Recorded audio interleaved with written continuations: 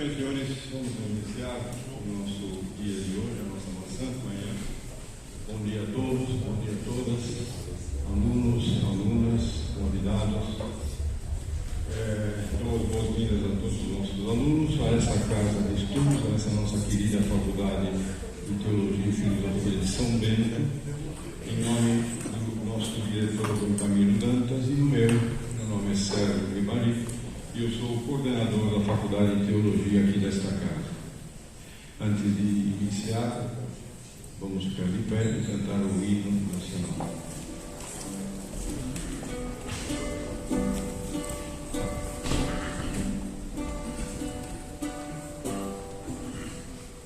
Ouviram do Ipiranga as margens macias, um povo herói, um galo petulante, e o sol da liberdade de vários cônjuges brilhou no céu da pátria nesse instante. Seu Senhor, essa igualdade conseguimos conquistar com braços fortes. Em teu seio, ó liberdade, desafia o nosso peito à própria morte. Ó pátria amada, idolatrada, salve, salve. Brasil, sonho intenso, raio vívido, de amor e de esperança a terra desce. Sem teu formoso céu risonho límpido, a imagem do cruzeiro resplandece, gigante pela própria natureza. És bela, és forte, pálido colosso, que em teu futuro espelha esta grandeza, terra dourada. Entre outras mil és o Brasil, ó pátria amada, dos filhos deste sol és mãe gentil, pátria amada, Brasil. Deitado eternamente em berço esplêndido, ao som do mar e à luz do céu profundo, fulguras ao Brasil, América, iluminada ao sol do novo mundo, do que a terra mais garrida, seus risonhos lindos campos têm mais flores, nossos bosques têm mais vida, nossa vida no teu seio mais amor. Ó pátria amada, idolatrada, salve, salve. Brasil de amor eterno, seja símbolo. Olá para o cansetas estrelado, e diga ao verde louro dessa flâmula, paz no futuro e glória no passado. Mas se ergues da justiça clava forte, verás que o filho teu não foge à luta, nem teme quem te adora a própria morte, terra dourada. Entre outras mil és o Brasil, ó pátria amada, dos filhos deste sol és mãe gentil, pátria amada, Brasil.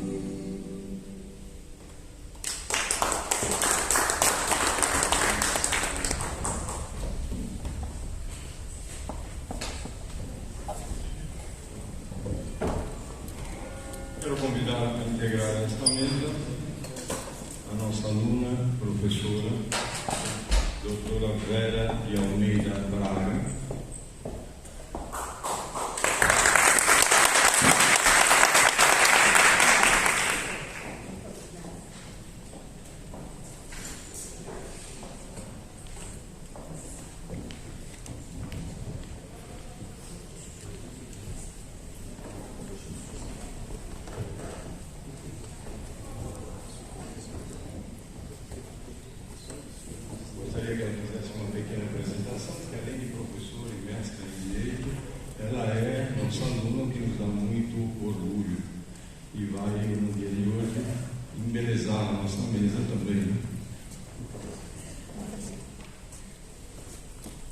Muito obrigada, professor Hilari.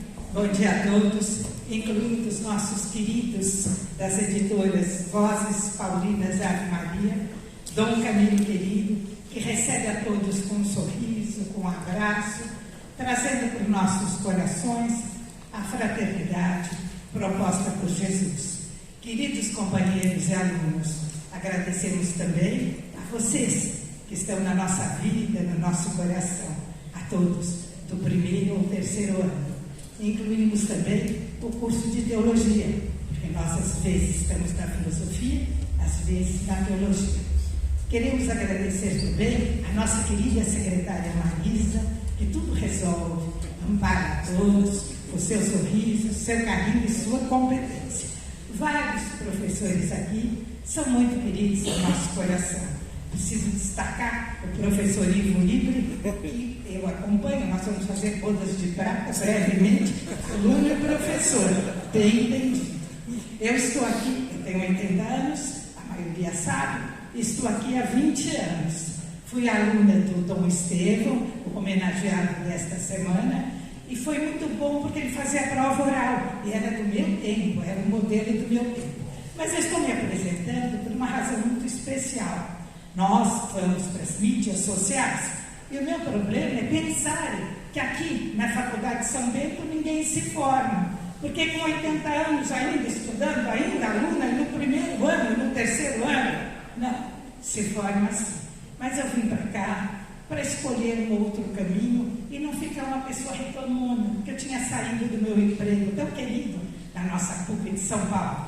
Então vim consolar meu coração, e aqui encontrei o consolo e o caminho do saber, o caminho do amor, o caminho de entender um pouco mais a mensagem do divino. E por isso eu me apresento. 80 anos, aluna, entrei em 2002 e pretendo ficar até a hora da partida. Um beijo em cada coração. Obrigada.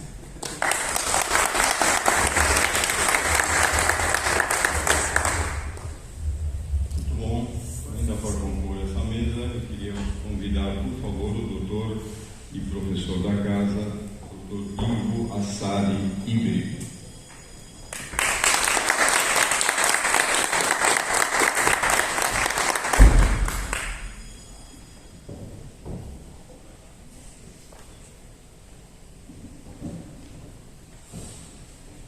Se eu quiser fazer uma breve apresentação, Bom dia a todos. Sempre um prazer estar aqui na faculdade, participando desse evento tão importante, tão muito bem estruturado, né? E trazendo os alunos, os professores que participam, apresentam as suas conferências. Então, sobre falar um pouco da minha apresentação. Eu sou o decano aqui dos professores, né? Tenho 25 anos de casa, né? Aqui na Faculdade de São Bento. Aliás, com muito orgulho, muito prazer, uma imensa satisfação de, ao longo de todo esse tempo, estar participando dessa instituição, formando alunos, né? Muitos daqui saíram, se formaram comigo. Eu sou professor da PUC de São Paulo também. Fizeram mestrado, doutorado, são brilhantes profissionais aí na área acadêmica. Uma delas é a professora Lúcia Dantas, né? Que é a artista desses cartazes aí, e que tem abrilhantado com o seu bom gosto, o seu design e a sua capacidade de organização os eventos aqui da nossa casa. Tenho muito orgulho de ter sido o orientador da Lúcia. Então é isso, bem-vindo a todos e vamos ter uma ótima sessão de estudos hoje a todos nós, tá certo? É isso, obrigado. Muito bom. A Faculdade de Teologia que nos recebe hoje é um lugar de pesquisas e estudos acadêmicos. No caso da teologia, também é um lugar de oração e contemplação. Aqui nos orgulhamos de fazer teologia a nível acadêmico, e essa teologia nos fez uma referência no estudo da teologia aqui em São Paulo. Além de nossos estudos e pesquisas, o que mais sempre nos orgulhou é nosso corpo de professores. Uma breve palavrinha sobre essa faculdade que nos é tão querida. Ela tem um pequeno diferencial. Eu me lembro um pouco da encíclica Fides et Ratio de João Paulo II, onde ele fala que o voo do Espírito Santo depende de duas asas, a asa da fé e a asa da razão. E nós estamos exatamente aqui nesse salão no meio, do meu lado esquerdo, do lado direito de vocês, onde nós temos a basílica, os confessionários, a contemplação, o mistério sagrado. Do nosso lado esquerdo nós temos a asa da fé. Do nosso lado direito, do meu lado esquerdo, nós temos a razão, a faculdade, os estudos, a academia. E isso que transforma, isso que faz dessa nossa faculdade um diferencial das outras escolas. Eu quero convidar também, então, uma das pérolas da nossa faculdade, como eu disse, uma das coisas mais que fortalece essa faculdade são os nossos professores. E hoje eu vou mostrar uma das pérolas da nossa casa, o professor Domingos Alanha. Ele é doutor em Ciências da Religião pela PUC de São Paulo. Ele é mestre em Ciências Bíblicas pelo Pontifício Instituto Bíblico de Roma. Ele é jornalista, trabalhou na Rede Globo, licenciado em Filosofia pela PUC de São Paulo, especialização em Ética na Universidade de Friburgo, na Suíça. Participou dos programas de pós-graduação no Departamento de História da Universidade de São Paulo. Obteve a equivalência ao mestrado em História Social. Trabalhou como jornalista, como disse, da TV Globo e da Fundação Roberto Marinho, e também trabalhou como jornalista político na Assembleia Legislativa de São Paulo. Foi sócio e fundador, junto com o professor Paulo Freire, da Veredas, Centro de Estudos de Educação em São Paulo, e integra o Colégio de Tradutores da Bíblia de Jerusalém da Paulus, da Bíblia Sagrada da Voz e do Missal Romano da CNBB.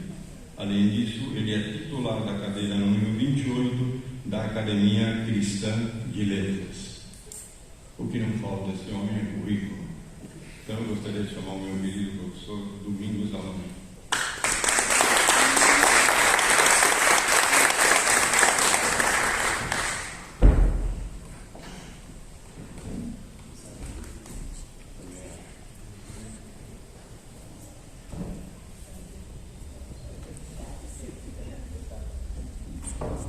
Só um pequeno aviso antes de passar a palavra para ele. Eu sou o coordenador de teologia e às vezes eu vou ter que sair para atender uma ou outra pessoa, algum aluno.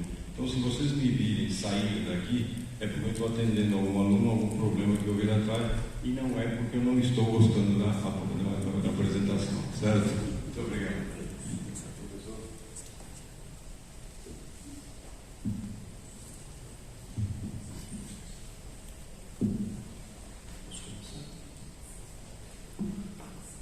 Bom dia a todos e a todas.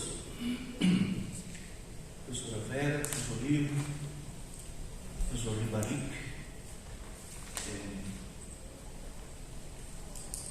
Quando se fala de currículo, eu fico muito preocupado, me dá até medo, porque à medida que a gente avança nos anos, né, e vocês veem que eu sou uma pessoa idosa, a gente se lembra que quanto mais vive, maior é o currículo. Pela lógica, um dia a gente vai ser apenas currículo, né? Então,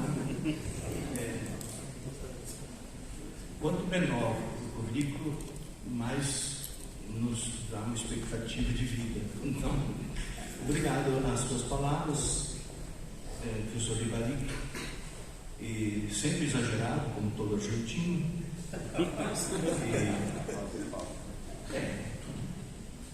Mas eu gostaria de começar este momento fazendo uma homenagem a Dom Estevão.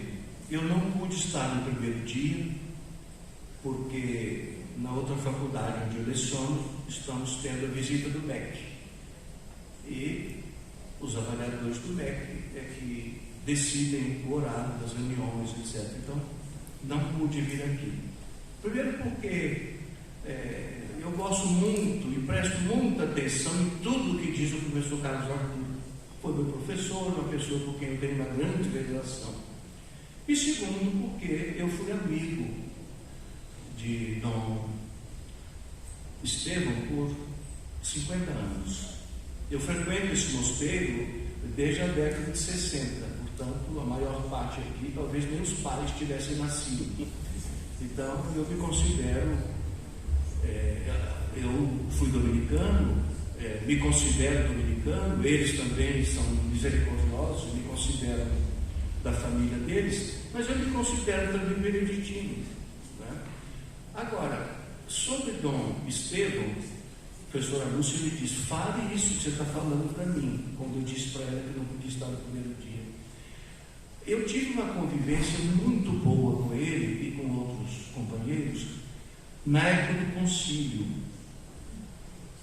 O concílio provocou uma reviravolta na vida da igreja e também do mundo, né? E nós éramos estudantes de filosofia naquela época, e para acompanhar a evolução do concílio, um grupo de estudantes se reunia no Colégio Rainha da Paz, das Irmãs Dominicanas da Pinheiros, e foi aí que eu conheci Dom Estevão. Eu me lembro de alguns que pertenceram a esse grupo de estudantes, nos reunimos com assiduidade, né? Por exemplo, o padre Benedetti, que se tornou um eminente antropólogo e sociólogo. Ele era camiliano naquele tempo, hoje ele é do clero de Campinas. Eu me lembro porque eram dominicanos, camilianos, beneditinos, e havia também um pequeno grupo de jesuítas americanos, um dos quais esse padre Eduardo Doyle, que depois se tornou um dos introdutores do movimento carismático católico no Brasil, e hoje comparece muito à televisão, sempre falando do Espírito Santo e, vez por outra, pedindo votos para um certo candidato à presidência da República. Frei Beto participava desse grupo, o professor Magno, que é conhecido aqui da casa, enfim, vários outros. E os peritos e os padres conciliares, entre uma sessão e outra do concílio, procuravam circular muito. E uma das preocupações deles era conhecer o terceiro mundo. Então, era muito comum a gente receber aqui em São Paulo, geralmente daqueles que iam para a Argentina, se é que a gente pode considerar a Argentina o terceiro mundo, o que não é, né? E nós aproveitávamos muito da passagem desses ilustres teólogos e pastoralistas, etc. Então, Dom Estevão assegurava neste grupo uma dimensão bíblica, espiritual, patrística muito forte, né? Era estudante de filosofia, mas já tinha essa qualidade. E isso até impressionava o Frei Beto. O Frei Beto sempre dizia isso, né? Olha, ele traz para a gente aqui uma dimensão que o qualifica muito e na qual nós somos ainda apenas iniciantes. Então, eu fico aqui essas palavras de homenagem a Dom Estevão, por quem eu, como todos que o conheceram, tenho e temos uma grande veneração, né? Bom, o tema que me foi dado para debater com os senhores e com as senhoras é o classicismo.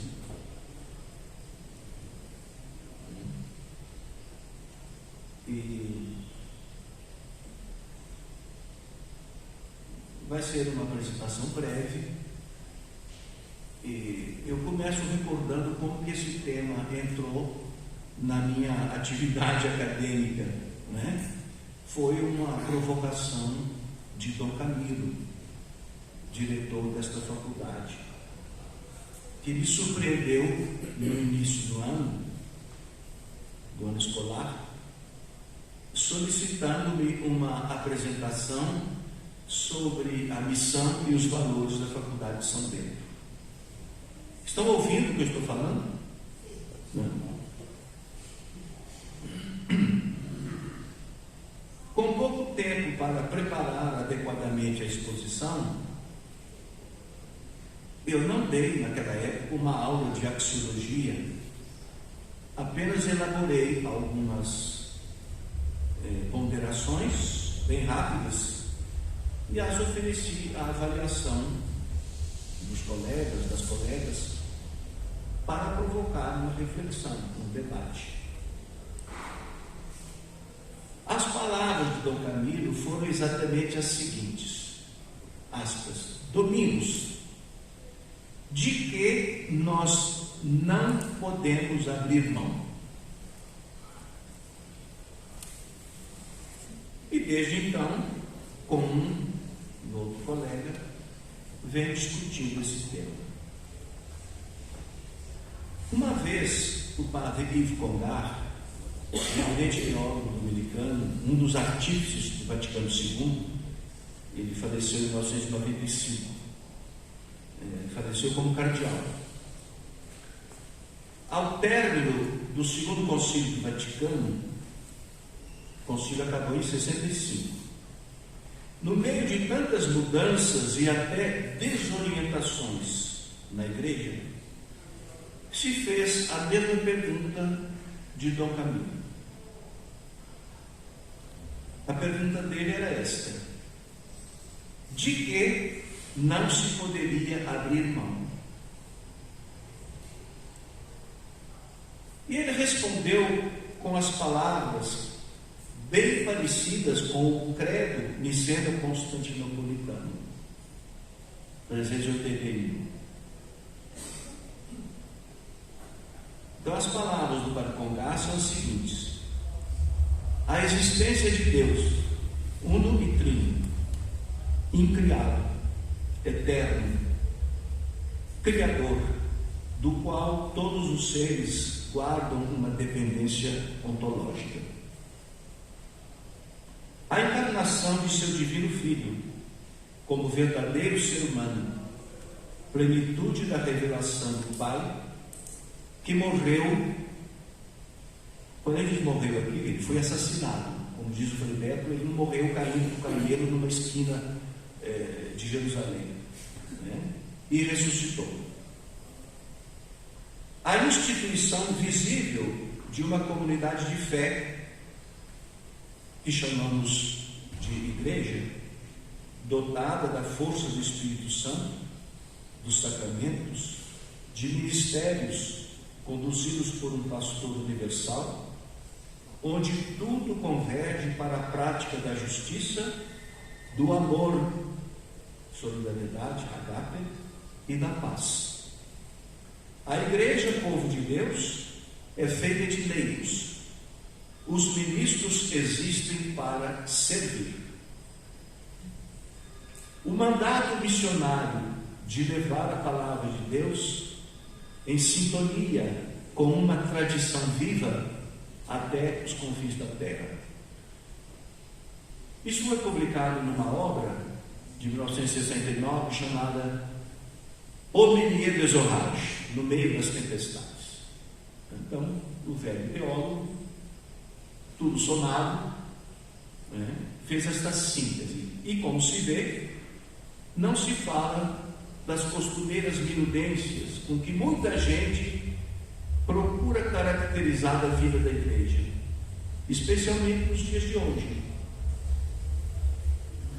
Água benta, indulgências, sinos, velas, construções de templos, televisão católica, presépio, árvore de Natal, imagens, bentos, bentinhos, minuciosos códigos de direito, como sem número de proibições que marginalizam culturas, gêneros, etnias, formas de amar, dízimos, o modo de os bispos e padres se vestirem, os idiomas grego e latim, as peregrinações, os exorcismos, o canto gregoriano, etc, etc, etc.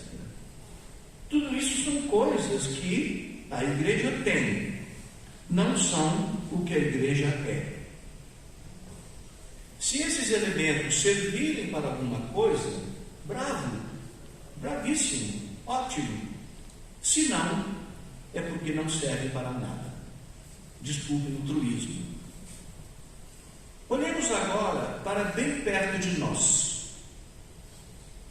Esta faculdade, este mosteiro, é uma obra da Igreja Católica. Ela se situa como um trabalho no coração da igreja. A sua vinculação com a igreja e através dela com Jesus Cristo é o que dá sentido. Ela deveria abrir a boca no meio da igreja, como se canta na missa dos doutores da igreja: in medio ecclesiae aperit os eius. No meio da igreja, no coração da igreja, é que ela tem a sua expressividade. Mas deve fazê-lo, como se diz também na liturgia, com dignidade e competência. Digna et competente. Em que sentido? No sentido que a missão da igreja foi assumindo no decurso da história os itinerários mais condizentes com o bem do povo de Deus, né?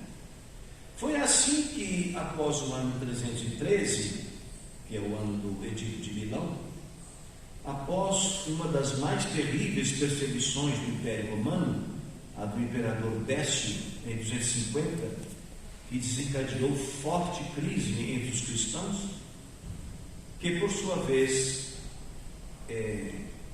o imperador Constantino outorgou a paz religiosa extensiva a todos os credos.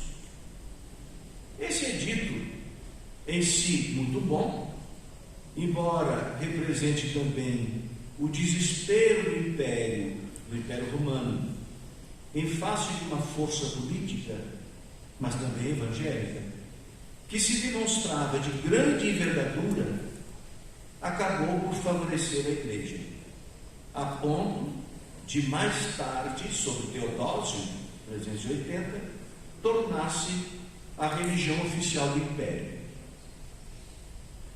Isso aí já foi menos bom. O fato é que, mais que tolerada, verdadeiramente a igreja foi privilegiada e começou a ser bafejada pelas benesses imperiais. A igreja foi aos poucos perdendo o seu radicalismo evangélico. Esqueceu-se de suas origens. Discípula de um jovem trabalhador que morreu na cruz. A igreja foi se mundanizando. É exatamente na virada do 3º para o 4º século que surge o movimento monástico cristão, que guarda o nome de Santo Antão, que morre em 356, como um dos primeiros protagonistas. O monaquismo pretende abandonar uma igreja mundanizada. Daí o tema constante da fuga mundi, a fuga do mundo, a fuga de uma igreja mundanizada. Foram os monges que salvaram a igreja de então, não por uma espécie de ideologia sagrada, mas por virulência evangélica. Um retorno ao sermão da montanha, ao absoluto de Deus. Inicialmente solitários, eremíticos, aos poucos, na medida em que o movimento cresceu, foram adotando regras de vida, prevendo já uma vida comunitária, cenobítica. De onde terá vindo a fama de que certos mosteiros padecem ou reivindicam de serem uma espécie de instituição caduca, conservadora, tradicionalista, travadora, mofada, bolorenta da fé. Estranho, porque a vida monástica, de fato, representou na história da Igreja um caso de ousada inovação, até ruptura, para poder continuar. A fidelidade ao Evangelho não implica a canonização do passado, o enrijecimento do arcaico, nem a absolutização do moderno e do presente.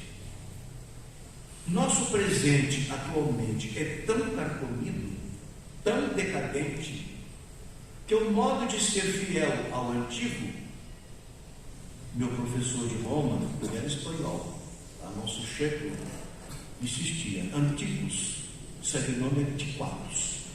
Ele dava aulas em latim. Então,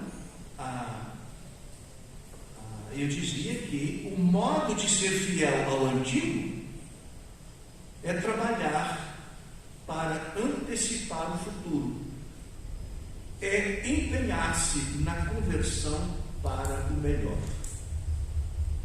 Charles Péguy dizia: eu quero um novo que seja absolutamente igual ao antigo.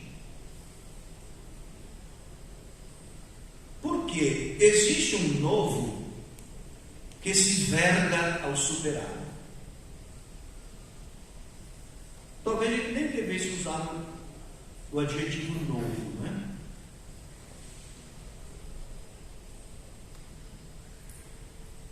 É um novo com os confetes e as serpentinas do moderno, com os oropeis do progressismo, do avanço, quando na verdade não passa de um ídolo de pés de barro, sem um sopro de vida, sem ser portador de esperança.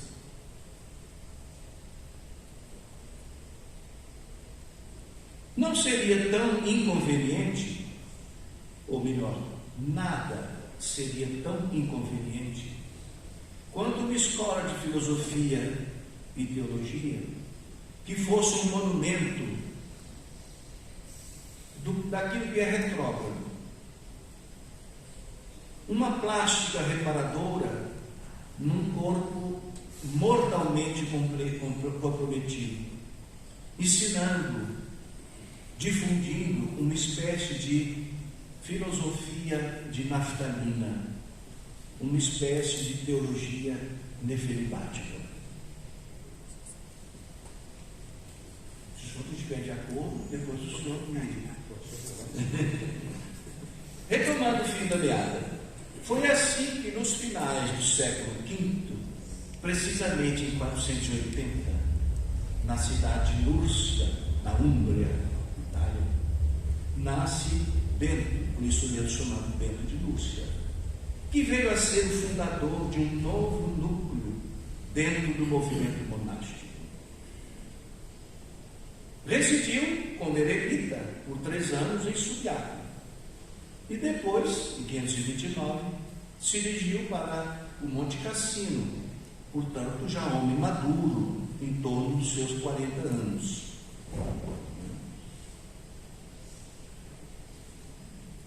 E ali cria uma abadia que será o ponto de difusão do que veio a ser a ordem beneditina, um novo tipo de vida monástica, um monarquismo civilizatório.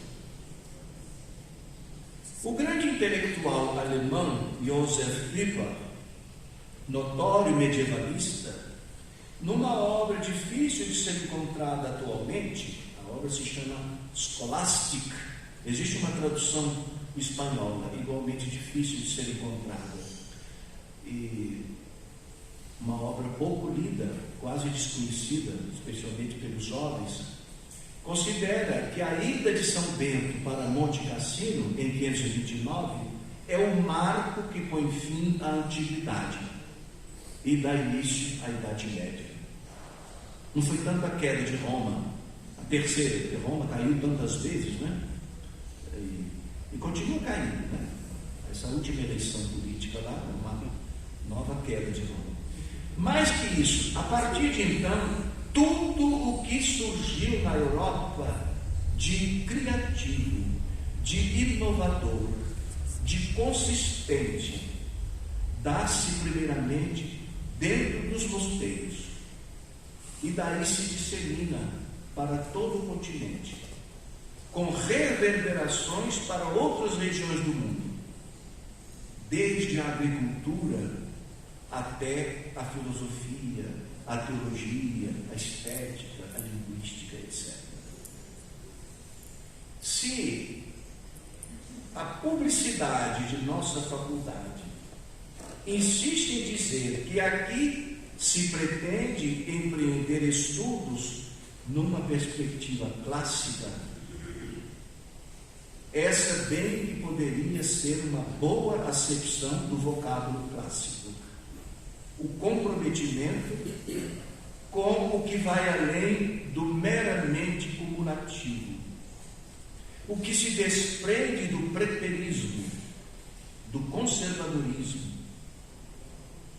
o que não passa de reprodutor de fórmulas do passado, como se isso fosse sinônimo de ortodoxia. O que é arremedo, o que é cópia. Clássico se vincula, então, na minha proposta de reflexão, ao que é criativo, ao que é inovador, ao que é consistente, ao que é transformador, ao que é clássico, ao que é ousado. Devemos olhar para o passado, sim, mas recordemos-nos de que Adão é figura futuri na tradição patrística. Isso foi muito estudado por Oscar Cullmann, historiador, teólogo, calvinista, né? Numa obra chamada O Cristo e o Tempo, Le Christ et le Temps. Por que eu insisto nesta dimensão? Porque há quem pense que voltar-se para o clássico é ficar lendo a Odisseia e a Ilíada ao som de alaúdes, tomando vinhos refinados, elixires almiscarados, em reclinatórios almofadados e adamascados. Ou construir castelos medievais no meio da Serra da Cantareira, usar botas, marchar como um esbirro, empunhando lanças, entoando os hinos marciais, vendo demônios de comunismo por todos os poros dos outros, obviamente falando. A regra de São Bento ensina e insiste que a vida dos que seguem o seu ideal é a oração e o trabalho. Ora et labora. Poderíamos discutir o significado do substantivo trabalho no século V e o que chamamos de trabalho hoje. Isso nos levaria a uma digressão que poderia ser feita numa outra ocasião. Mas a tradição monástica guarda a dupla dimensão do trabalho manual e do trabalho intelectual, ambos com muita dignidade. Daí a necessidade de um comprometimento.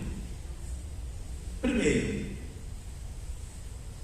a solidariedade com o mundo dos valores do trabalho.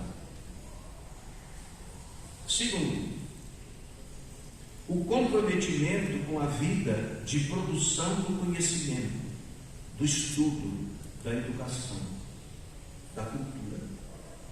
Terceiro, trabalhar, estudar para melhor orar.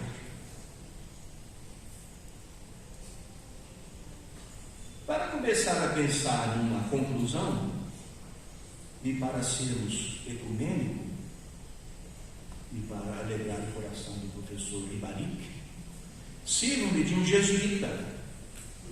Inspiro-me no filósofo canadense Bernard Lonergan, falecido em 84, um dos maiores do século XX.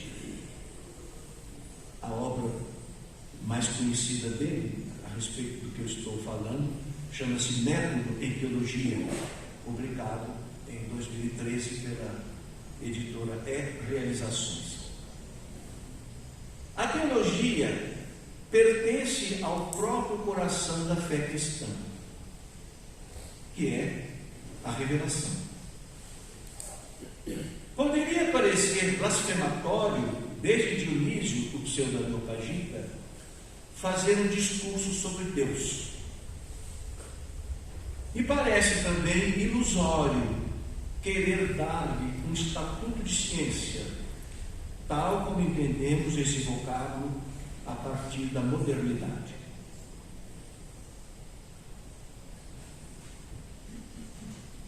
Mas Deus, por primeiro, dirigiu sua palavra ao ser humano e o quis criatura racional, à sua imagem e semelhança, como diz o Gênesis. A teologia, então, é uma questão de honra. Ela honra esses dons magníficos com os quais Deus nos dotou: inteligência e fé. Como poderiam eles entrar em concorrência?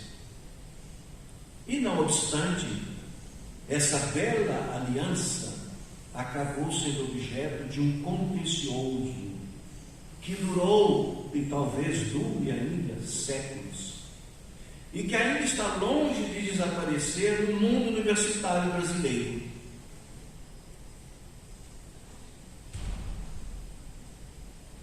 Muitos não crentes estimam a inteligência incompatível com a fé. E muitos crentes ainda acham que a fé pode prescindir da ciência, já que a fé ultrapassaria a ciência.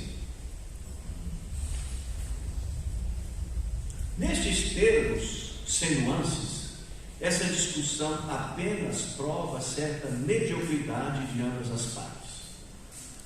Entretanto, o fato de a teologia não estar totalmente presa aos caixilhos de nossas instâncias educacionais, eu me refiro sobretudo ao Ministério da Educação, uma instituição que se esmera para ser cada vez mais medíocre e, como acabamos de ver, parcialmente entregue a corruptos profissionais para corruptos de plantão.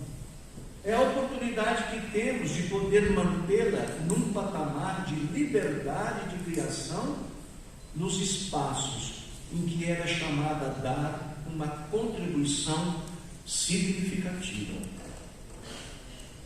É um aspecto que poderíamos chamar de positivo, ou seja, a dimensão de reduzida audiência numa sociedade que se crê secularizada, ainda que não se dê conta de como ela é incrivelmente capaz de produzir novas mitologias, novas religiões, algumas vergonhosamente medíocres e até criminosas. Filosofia e teologia bebem de tradições de mais de 3 milênios. E parece que já aprendemos que tradição não deve rimar com mumificação, a operação de dar aos cadáveres a aparência de vida. Convido então os colegas, professores, caros estudantes, a um átimo de apologética.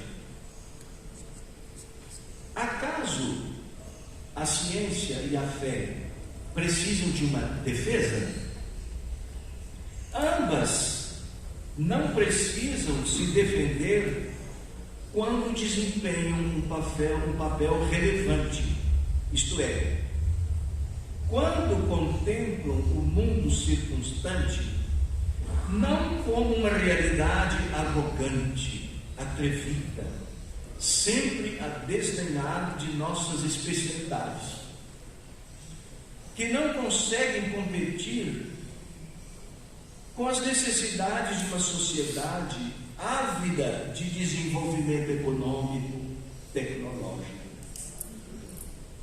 E não obstante, a filosofia e a teologia acreditam que seja relevante e altamente significativo para a nossa sociedade a lucidez sobre o ser e a sociedade humanas.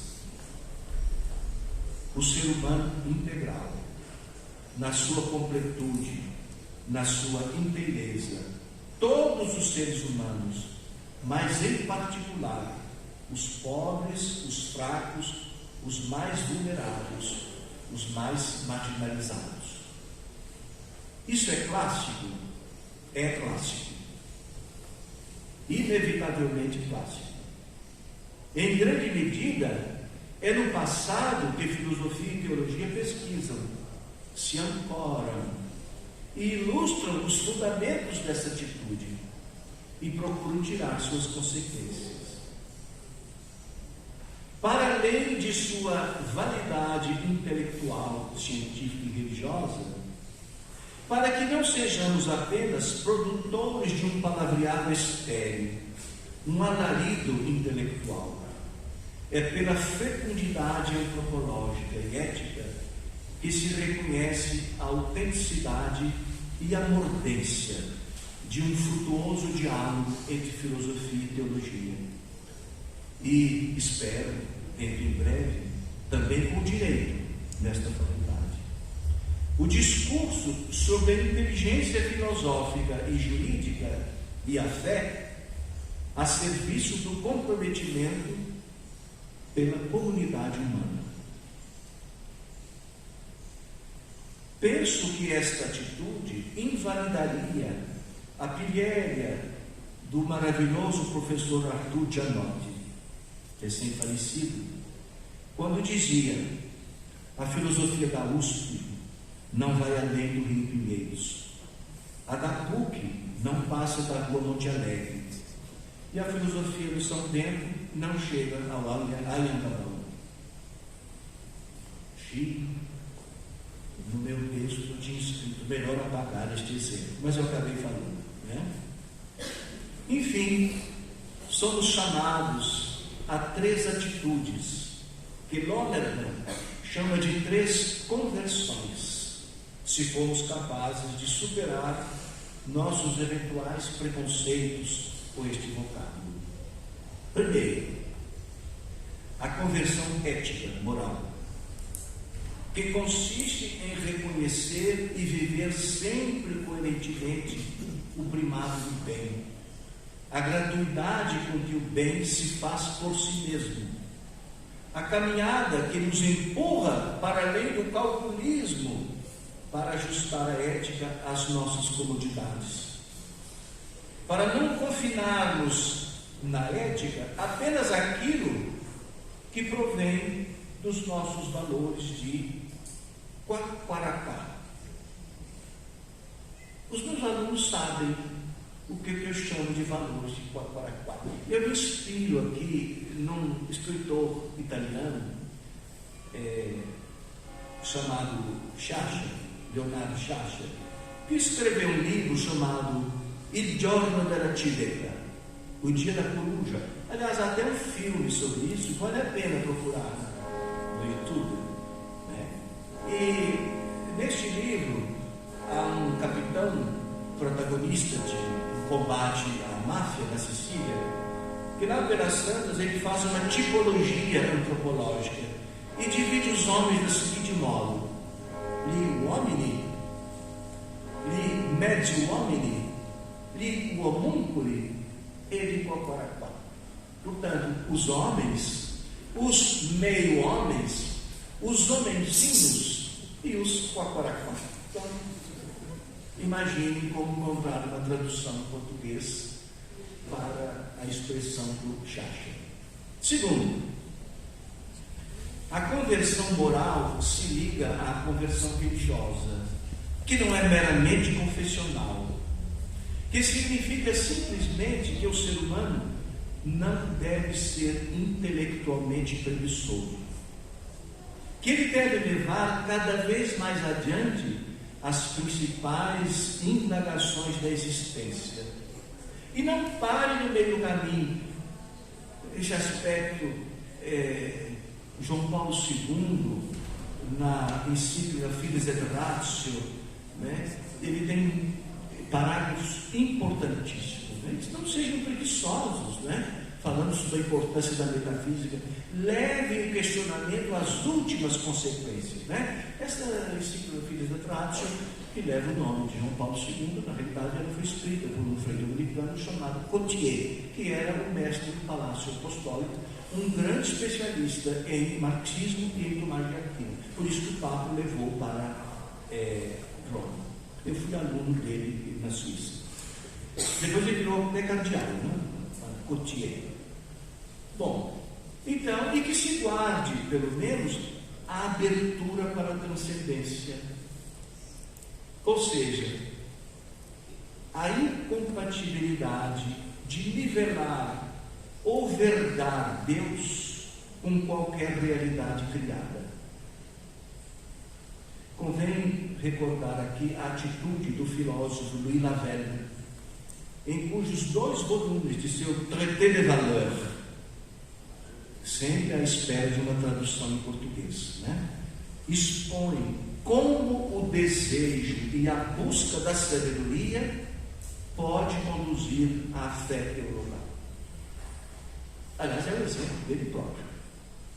Terceiro, a conversão intelectual consiste na persuasão de que conhecer não se identifica com ver, de ir ao encontro de alguma coisa fora de nós, mas se trata, sobretudo, de um processo interior, porque a verdade está no íntimo.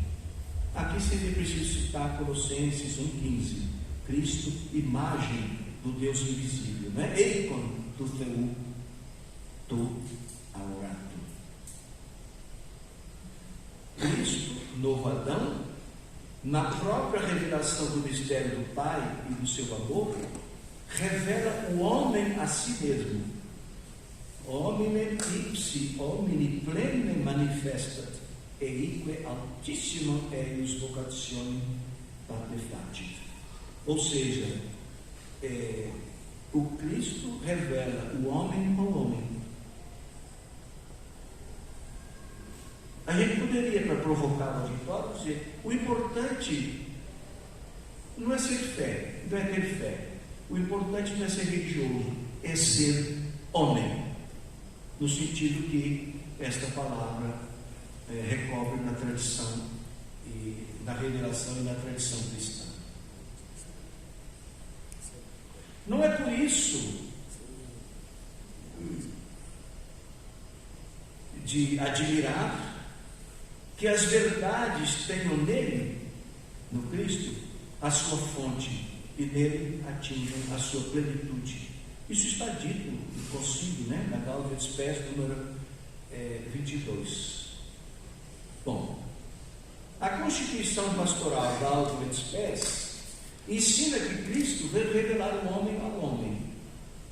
É que a verdade emerge ao término de um processo de autotranscendência, que nunca chega por inteiro, pronto, consumado, justamente para que tenhamos o combustível de seguir tocando o arado para a frente, sem ficar só olhando para trás. Eu estou citando Lucas, obviamente, festejado ontem, né? Médico e advogado, como diz o cânon de oratório. Então, isso compreende o experimentar, o compreender, o reavaliar e o julgar. E pode assumir como critério também o crer. Neste caso, ter fé é sempre ter pouca fé. Como ensinou Jesus aos seus discípulos, quando os declarou, sem que precisamos entender como uma repreensão: homens de pouca fé. Mateus 8. O verdadeiro seguidor de Jesus será sempre quem acredita que a sua fé pode crescer. Crescer pelo amor. De novo, para contentar o professor Ribalik, a gente tem que citar aqui o Urs von Balthasar. Somente o amor é digno de fé. Uma obra que ele publicou na década de 60. Existe tradução em português. Ele prometeu me emprestar dele e até hoje não o fez. Né? Na minha edição em francês, L'amour seul est digne de foi. Ora, a educação, razão de ser do nosso trabalho aqui na faculdade. Outra coisa não é senão o esforço colaborativo num concerto de tantos indispensáveis saberes, de ajudar à tomada de consciência de um dinamismo interior e surpreendente que convida à contínua superação de si no conhecimento e no amor. É um serviço voltado para o crescimento do educando, não num caminho pré-determinado por escolas, autores e livros de um passado remoto e até remotíssimo, a chamada cultura de gabaritos. Por quê?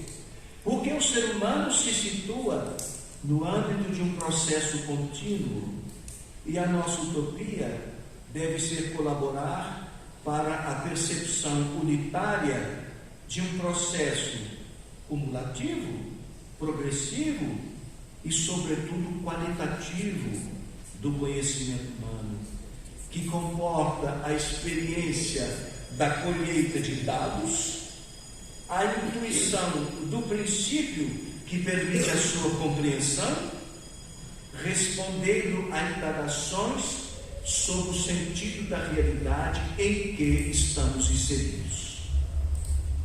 Se a nossa intenção é de valorizar o clássico, quando tivermos mais tempo, seria imprescindível estudar, recordar e nos surpreender grandemente como esse labor foi exemplarmente elaborado por Santo Tomás de Aquino, praticante de um diálogo fecundo entre a tradição e a inovação.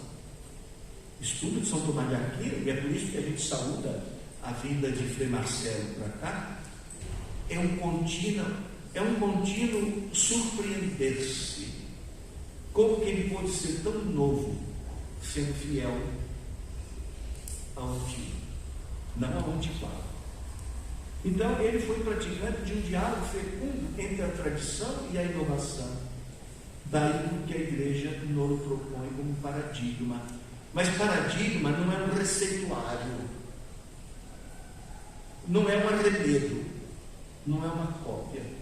É aquilo que faz com que a gente readquira a inspiração fundamental para prosseguir no estudo e na ação. Como dizia o padre da Lourdes, e eu estou a terminar, São Tomás de Aquino, mais do que tudo, é um farol, uma luminária, o que obviamente vale para os estudos nesta faculdade. Muito obrigado pela atenção. Talvez eu tenha passado um pouco de tempo.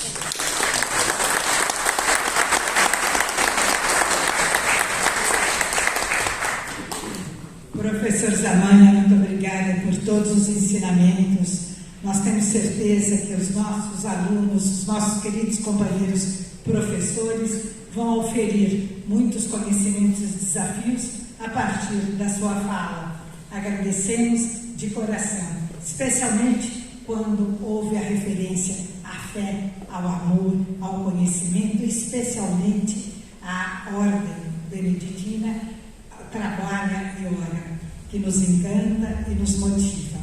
Mas agora, segundo o roteiro que já nos foi encomendado, nós devolvemos a palavra não só ao professor Ribarique, mas primeiramente, seguindo o roteiro, ao professor Ivo, para saber se ele teria alguma pergunta. Depois abriremos ao público. Mas eu tenho a impressão que o professor Ribarique gostaria de falar. Estou certa? Não? Não. Então posso seguir o roteiro? Então passo a palavra ao professor Ivo, se tiver alguma pergunta. E depois passaremos ao grupo. Obrigada. De fato, eu não tenho. Ele está dizendo, espero que não tenha nenhuma pergunta. De fato, eu não tenho. Eu tenho só um comentário muito elogioso para esse texto. Eu aqui ao lado dele me deliciei ouvindo, não é? O privilégio de ouvir um texto tão bem construído, tão bem elaborado e extremamente refinado no seu humor, na sua ironia, não é? Deixando vazar aqui e ali uma crítica muito refinada, né? A certos aspectos da nossa cultura atual, do momento atual que estamos vivendo, não é? Então eu acho que queria parabenizar o professor Domingos e dizer que foi um prazer imenso ouvi-lo, né? E depois descobrir, né, e recordarmos que estivemos juntos no curso de jornalismo da PUC, né? Ele me fez recordar isso enfim, né? Bons tempos, né? Nós estivemos juntos. E, bom, é isso. Eu não tenho realmente nenhuma questão. Me chamou a atenção o seu comentário sobre teologia e ciência. Se eu tivesse algum ponto que eu gostaria de ouvir um pouco mais, não é uma questão, é sobre essa relação entre quando chega na modernidade, somente após a filosofia kantiana, né? Há uma delimitação do que é ciência e não é ciência. Né? Então, eu gostaria de ouvir um pouco mais a sua ideia, a sua opinião sobre o caráter de cientificidade à luz de diversos modelos. Né? À luz do modelo kantiano, a teologia acaba não satisfazendo o modelo de ciência kantiano, que é baseado na física galileana, newtoniana, etc. Né? Então, se puder ouvir mais alguma coisa, alguma consideração sua a respeito desse ponto entre teologia e ciência, eu fico muito grato. Quando eu disse que espero que ele não tenha nenhuma questão, é exatamente por isso, né? Ele foi meu professor no curso de jornalismo e então a gente, diante dos professores, fica um pouco inibido. Né?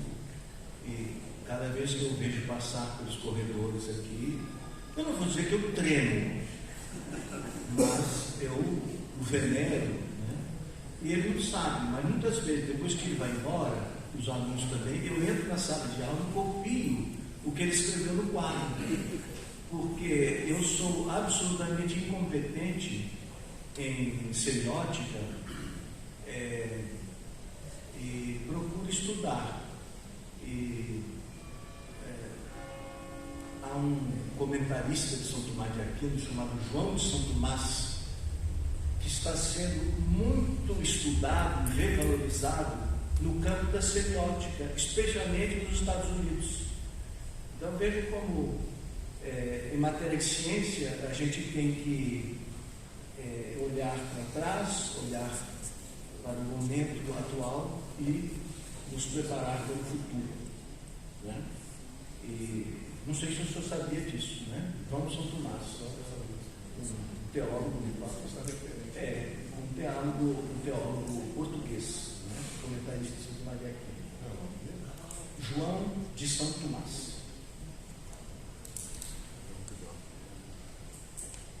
Se bem que existem alguns autores em que certos grupos procuram se apropriar deles. Os grupos que vêm estudando João de São Tomás nos Estados Unidos são grupos um pouco conservadores. Assim como, por exemplo, um escritor maravilhoso que é Chesterton. Existem alguns grupos conservadores aqui no Brasil que querem se apropriar de Chesterton, né? E São Tomás de Aquino. Existem alguns grupos, não só conservadores, mas reacionários, que querem colocar São Tomás de Aquino dentro de uma gaiola, né?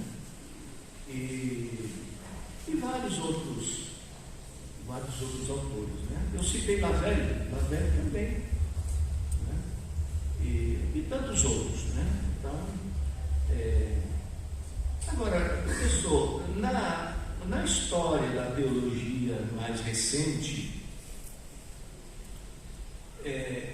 existem algumas tradições, né? Então, por exemplo, Karl Rahner, grande filósofo jesuíta, hoje nós vamos ser bastante ecumênicos aqui, né?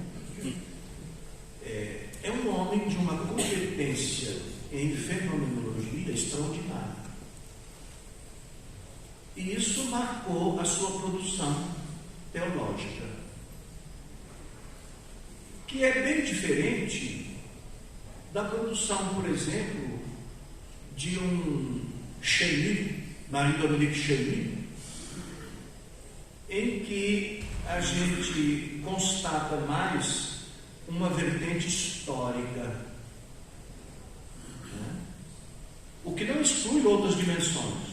Cheny, que era um fino teólogo, foi um homem que se preocupou muito com o mundo do trabalho, a ponto de ter um livro sobre o problema do trabalho, que nunca foi traduzido em português. Uma outra vertente é a do Padre Congar, que eu citei aqui. O Padre Congar não se considerava um homem muito competente em filosofia. Ele era um grande eclesiólogo e, sobretudo, se destacou como um grande ecumenista. Pagou muito pelo fato de ter uma abertura para as diversas confissões religiosas, né? Foi até condenado e depois reabilitado, a ponto de, nos últimos anos, receber de João Paulo II o título de cardeal, que ele agradeceu e disse ao músico: pode deixar aqui em cima da mesa, e continua trabalhando. Bom, então, eu estou me lembrando agora do padre Libânio, né? Infelizmente faleceu. Ele sempre dizia: todos os problemas teológicos são filosóficos. Por isso que a teologia jamais poderá abrir mão da filosofia, em todas as suas dimensões e especialidades. Não obstante isso, é curioso como, em alguns ambientes da igreja, a filosofia vem sendo reduzida de 4 para 3 anos e, em alguns lugares, de 3 para 2 anos. Então, às vezes, os alunos recebem uma tintura, assim, né? É claro, há alunos e alunos. Há alunos que em 2 anos são capazes de fazer um progresso extraordinário. Mas a experiência mostra que isso não é tão generalizado assim, né? E aí vai um pouco da mediação da linguagem, né? E dos conteúdos. Há quem é mais competente numa tradição kantiana ou numa tradição cartesiana, né? E talvez o que a gente deva insistir nesse momento é que nós devemos ter uma atitude também voltada para o Oriente. O mundo não é só o Ocidente, né? E interessante como na Fides et Ratio o Papa cita filósofos e teólogos eslavos que não são conhecidos nas nossas faculdades. E nós somos tão cartesianos, né? Não estou dizendo que isso é mal, não. Estou dizendo que às vezes há um exagero, né? E que às vezes se esquece de que o mundo ele tem uma outra dimensão, que é a dimensão oriental, que está muito ausente nos nossos estudos. Aliás, nem se devia falar Oriente no singular, Orientes, né? De tal modo diversificado. Quando eu falei aqui de surpresa ao estudar São Tomás de Aquino, mas não é São Tomás de Aquino, né? Os padres da igreja, os padres do deserto, né? Eles são muito estereotipados no conhecimento acadêmico, né? Eu estudei vários anos na USP e me recordo bem, professores de filosofia e na escola de faculdade de educação, né? A gente ouvia certas barbaridades, né? A respeito de São Tomás de Aquino, e dizia, mas onde é que eles aprenderam isso? Ao mesmo tempo havia alguns que conheciam profundamente, não só Tomás de Aquino, mas também Orígenes, Agostinho, Pseudo-Areopagita, inclusive publicaram. Então nós estamos num momento de mútua descoberta. Os filósofos precisam conhecer mais a teologia e os teólogos precisam conhecer mais a filosofia, além das artes. Porque o que caracteriza a universidade é exatamente esta sintonia entre as ciências, a filosofia, a teologia e as artes. A Universidade Napoleônica afastou a faculdade de teologia, né? E não é a tradição da Universidade Germânica, que sempre deu à teologia um estatuto privilegiado, né? Mas a Universidade Napoleônica, que foi introduzida no Brasil, elegeu a faculdade de teologia para o seu exterior. E nós crescemos com este preconceito, né? E também não pode generalizar, né? Houve um tempo que na PUC existia uma mesa redonda mensal entre filósofos, teólogos, sindicalistas e jornalistas, né? E, portanto, acadêmicos. E ali eu me lembro de ouvir Ottaviani, Florestan Fernandes, né?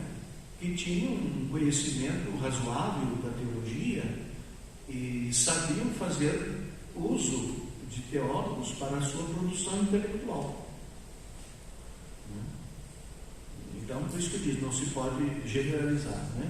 E ambos eram ateus.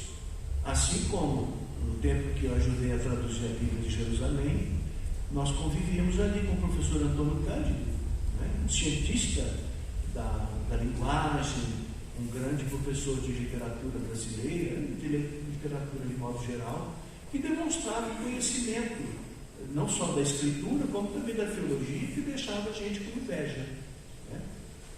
Bom,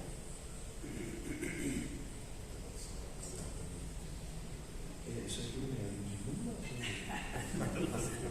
Posso retomar? Muito obrigada, professor Zamanha, coordenador Ivo, hoje nessa função. Agradeço a abertura feita pelo nosso querido professor, também Ribaric. Nós poderíamos ainda fazer uma pergunta para o auditório, porque nós podemos começar o nosso intervalo às 9h30. Temos 2 minutos. Poderia ser?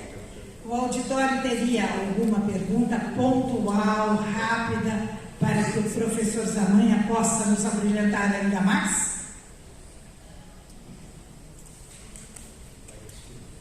Então eu dou por encerrada esta primeira parte da nossa reunião de hoje.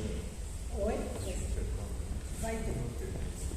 Vamos ter um intervalo, como o professor Ivo está comunicando, e nós temos que agradecer o nosso querido Jorge Luiz, que abrilhantou a abertura, tocando para nós, podendo entoar o hino nacional. Agradecer a presença do Dom Camilo, que sempre está junto a nós, dos nossos colegas do primeiro ano, do terceiro ano, os demais que estiveram aqui presentes e também todos que nos assistirão através da mídia, estendendo a nossa gratidão à nossa secretária Marisa e também aos representantes das editoras Paulinas, Paulos e Ave Maria. Eles estão lá à disposição. Muito obrigada. Muito obrigada. Vocês veem que sem um professor eu não sou ninguém, por isso que eu ficarei mais 20 anos, se assim Deus me permitir. Muito obrigada, professor. Então, vamos ao intervalo. 10 horas. O professor quer falar? Pode. Vamos dar a palavra ao professor Jonathan. Sim?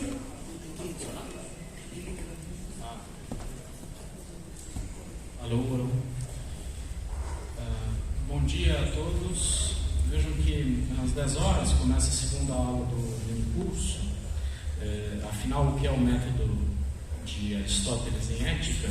E os handouts, algumas pessoas pediram, estão disponíveis na Xerox, na visual, que fica logo aqui à frente. Então, aqueles que quiserem ter a cópia do handout impressa, vejam que ele será projetado também, mas aqueles que quiserem acompanhar com uma cópia impressa, podem solicitar ali no Xerox e acompanhar a palestra, o minicurso com a impressão. Tá bom? São umas 7 páginas mais ou menos de handout. E muito obrigado, bom intervalo e espero-os às 10 horas. Obrigado.